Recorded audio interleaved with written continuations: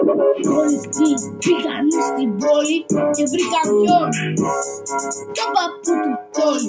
Τους είπε ελάτε εδώ να πάρετε ένα παγωτό, κι αφού το πάρετε θα σας φύγει το σκατό. Θα σας φύγει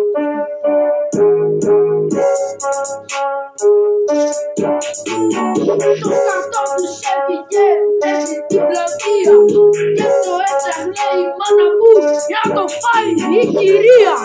Ακούς η κυρία,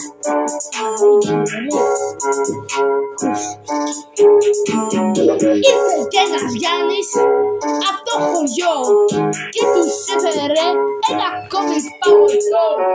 Γέμιση βανίλια, σοκολάτα και λίγο αγκουράκι για να τους φύγει. Τι το δεύτερο σκατουλάκι.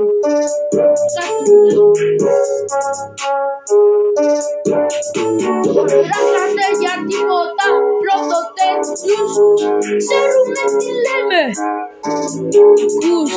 Ξέρουμε τι λέμε.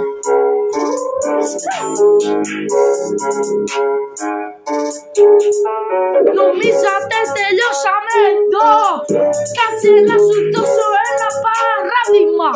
Με ποιο? Με το μικρό μου το σκατό. Ακούς το σκατό.